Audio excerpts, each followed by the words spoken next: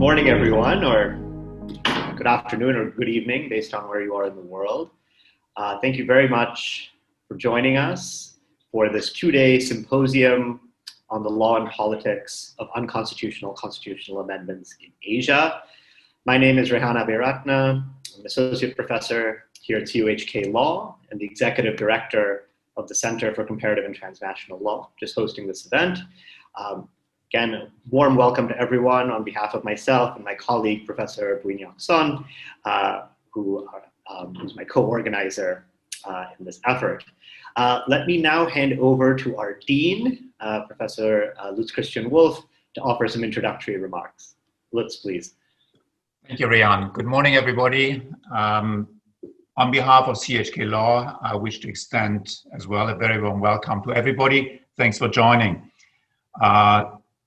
This is a very topical symposium on the law and politics of unconstitutional constitutional amendments in Asia. We all know that the symposium was scheduled for much earlier, but had to be postponed due to the COVID-19 outbreak. And I'm really glad that we are now going ahead today online, which is, as we know, probably not the worst option because more people can join. Many thanks to my colleagues, Professors Rehan, Abeyrante, and Ngoc and their team for organizing such a high-profile event. And of course, special thanks to our admin colleagues who make all this happen and provide great support, as always.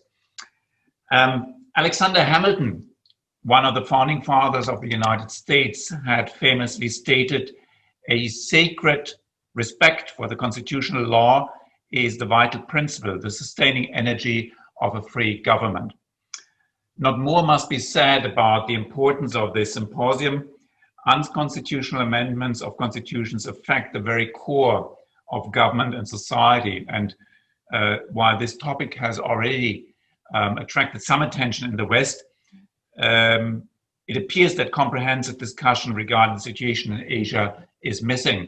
So this conference is not only timely, it's also urgently needed in this part of the world. Another quote, this time from Hugo Blake.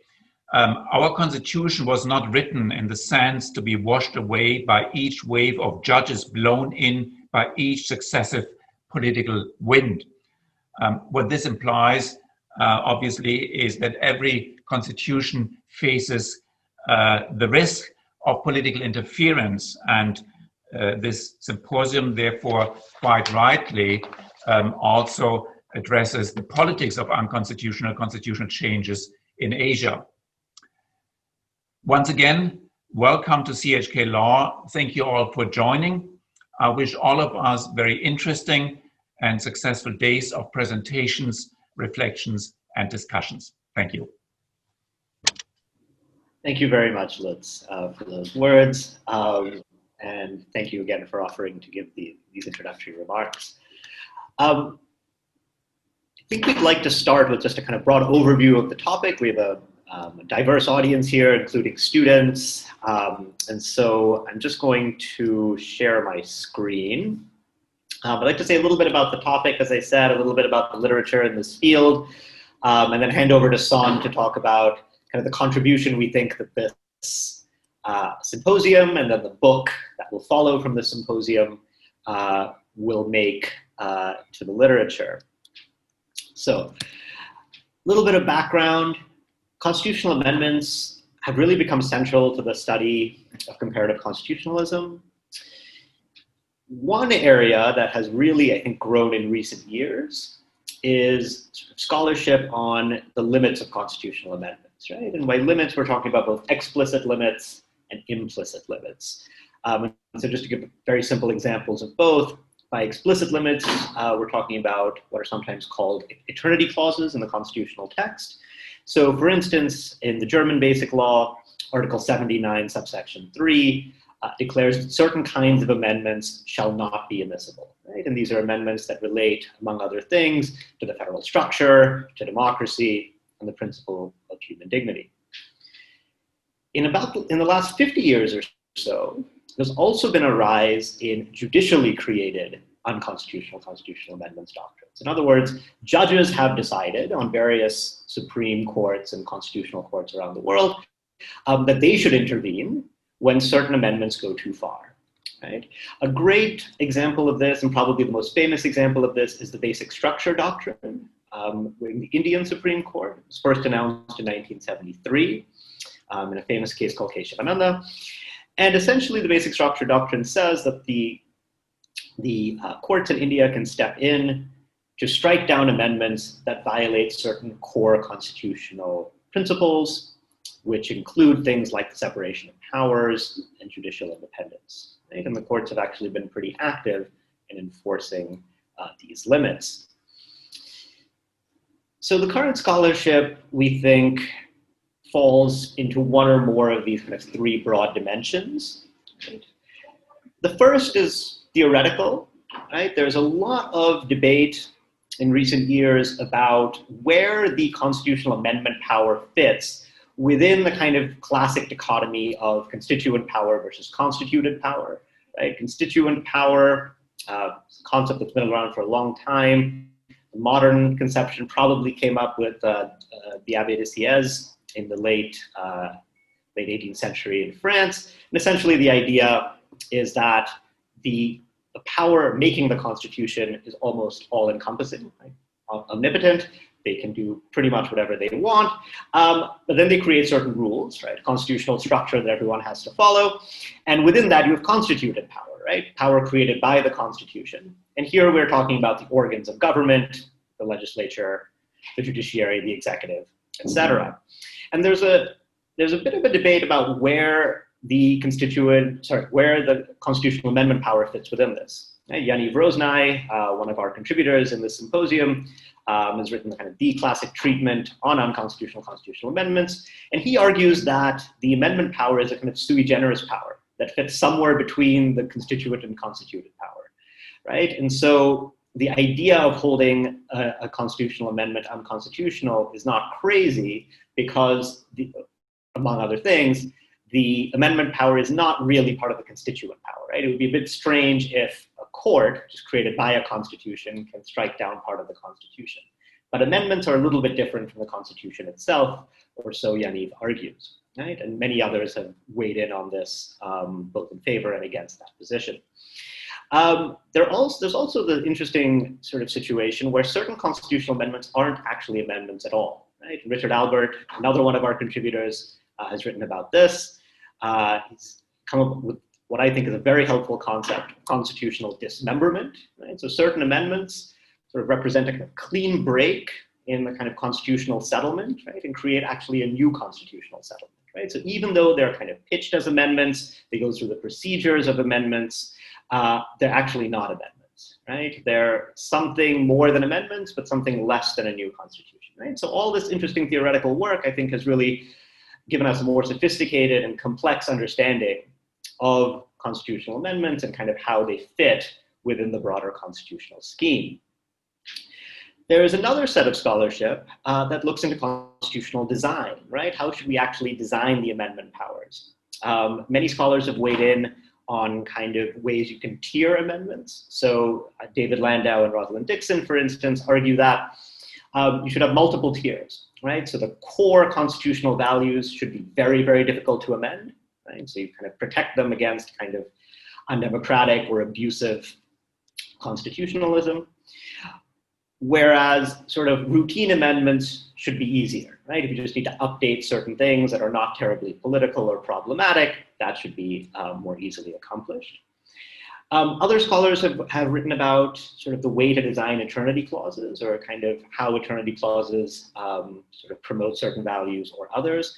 Sylvia Sutu, another one of our contributors, has a book coming out on this, and she's written extensively about this.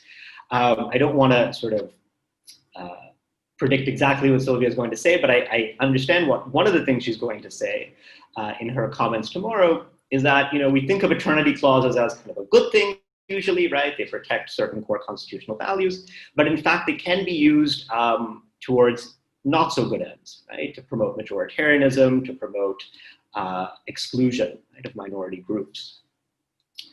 And then finally, there's a lot of scholarship on judicial review of constitutional amendments. Yaniv, who I mentioned earlier, has written about the migration of the doctrine. Right? It started in India 50 years ago, but now it's migrated all over the world, including to some of our other case studies, including Taiwan, Bangladesh, and to a slightly lesser extent, Pakistan, Malaysia, and Thailand. There's also sort of a lot of normative scholarship on unconstitutional constitutional amendments doctrines, right?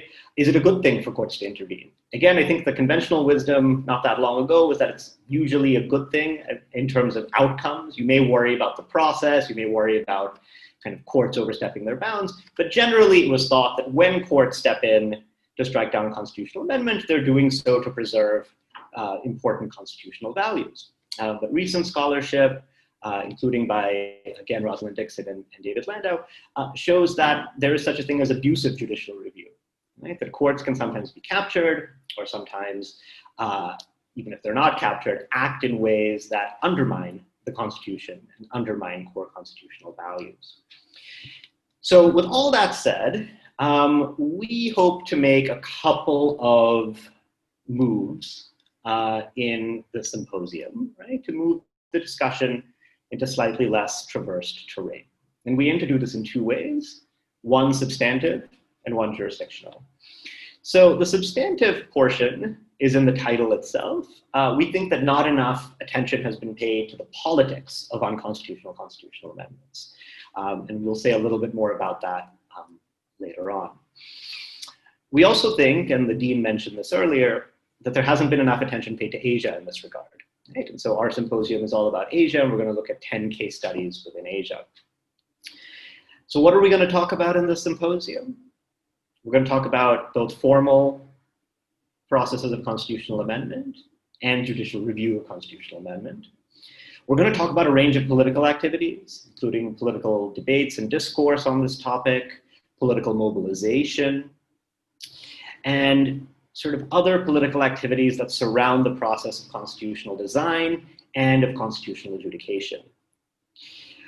We're going to talk about the ways in which unconstitutional constitutional amendments, right, and decisions around that topic are discussed in diverse forums, including legislative forums, right, the judiciary, of course, and popular forums, right? How is it discussed in civil society or in the academy of certain countries? And finally, we're going to talk about the different actors involved, right? We're going to focus on social and political actors, including judges, politicians, political parties, lawyers, scholars, and social movements. So what are the case studies, right? And what are we going to say about them? Well, I think there are many different ways to break them down, right? So we have cases from each region. We have 3 cases from East Asia, 3 from Southeast Asia, and 4 from South Asia. But we also might divide them in terms of the kinds of political discourse that has emerged around them. So in 3 of our cases, unconstitutional constitutional amendments has not reached the courts, right? It has not become an actual doctrine as such, but it is starting to form part of the political and intellectual discourse, right? And here we're talking about China, Vietnam, and Japan, and Son will say more about this in a couple of minutes. Then we have a set of cases where unconstitutional constitutional amendments has been discussed in the courts, and they've come close to invalidating amendments or intervening in a way that invalidates amendments, but haven't quite gotten there, right? And here we have Malaysia, where H.P. Lee will talk about the recent cases, including the Semenijaya case and the Indira Gandhi case, where the Malaysian federal court seems to have adopted a non-constitutional constitutional amendments doctrine, but in the actual enforcement of it have fallen a little bit short of that. Matt Nelson is going to talk about the Pakistan case, which is really interesting. I think to differentiate themselves from Asia, they don't call it the basic structure doctrine, they call it the salient features doctrine, right? Which again has been announced, but not actually implemented. And then Nepal is truly fascinating. Our colleague Mara Malagodi, who's sadly teaching at the moment, but will join us shortly, will talk about the case of Nepal, where the court actually intervened to stop the Constituent Assembly, right? And it caused quite a sort of constitutional crisis and a new Constituent Assembly to form in Nepal. And then the third set of cases are the cases where unconstitutional constitutional amendments is just a doctrine that courts actually practice, right? It's part of the judicial practice of these jurisdictions. So India, I've mentioned already. Bangladesh, which Ridwan Haq will talk about, has had the basic structure doctrine since 1989. I think he's going to talk about two cases in particular, the 8th Amendment, 15th Amendment, right, which has been very kind of politically controversial there. Professor Junrong Ye is going to talk about Taiwan. They also have an unconstitutional constitutional amendments doctrine. And I think he's going to focus on the JY 499 decision, which I think first introduced that doctrine. And then finally, Kem Tong is going to talk about the situation in Thailand, which is arguably a case of abusive judicial review, right? Where the constitutional court there seems to have used the unconstitutional constitutional amendments doctrine to uphold the 2007 Thai constitution, which is problematic in various ways, right? So we have a really interesting set of case studies that fall on sort of the spectrum that I'm saying, from kind of unconstitutional constitutional amendments only existing at a kind of political intellectual level, to being discussed by the courts, to being actually implemented by courts. And then last but not least, in our final session tomorrow, we have 4 outstanding commentators, Andrew Harding, Sylvia Sutu, Yanni Brosna, and Richard Albert. Again, I don't want to kind of jump the gun. It sounds like they all have really interesting and distinct things that they're going to say, but I think that exactly what they're going to say is going to change around a little bit on the basis of papers and the discussion that we have. So on that front, I'll stop. I'll hand over to Son to talk more about China, Vietnam, and Japan, and some of the other contributions we hope to make. Okay, thank you, Rehan. These 3 stories are not very well studied in the scholarship on unconstitutional constitutional amendments. The similar things about this study is that they don't have judicial review of amendment. And the Constitution also say nothing about some core values that you cannot amend. But in China and Vietnam, we have something that can be called political unamendability. There's some core values they don't say in the Constitution, but you cannot amend. For example, the leadership of the Communist Party. So when political leaders open the forum for amending the Constitution, normally in principle, you can amend anything, but there are some political difficulty, political construction of some core values that you cannot amend. For example, party or popular sovereignty. This political unamendability creates the forum for political and intellectual discourse on unconstitutional constitutional amendment, or even unconstitutional constitution in the case of Vietnam.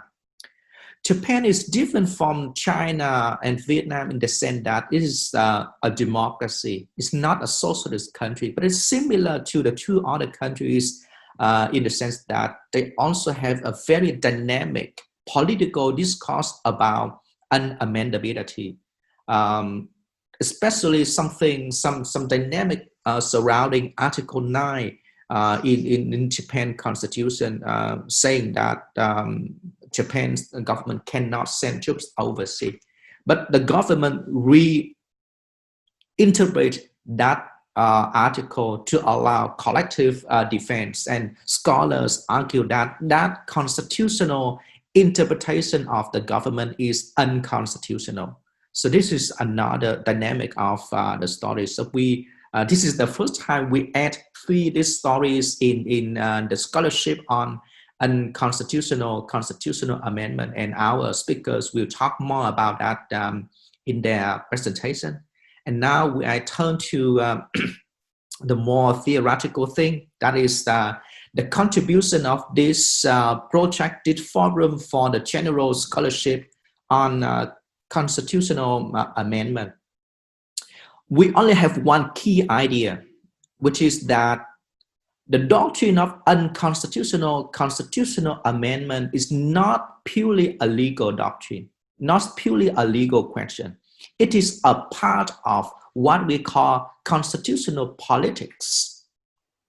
So we add the political, in addition to 10 Asian cases, we add the political dimensions to the debate. So why politics here?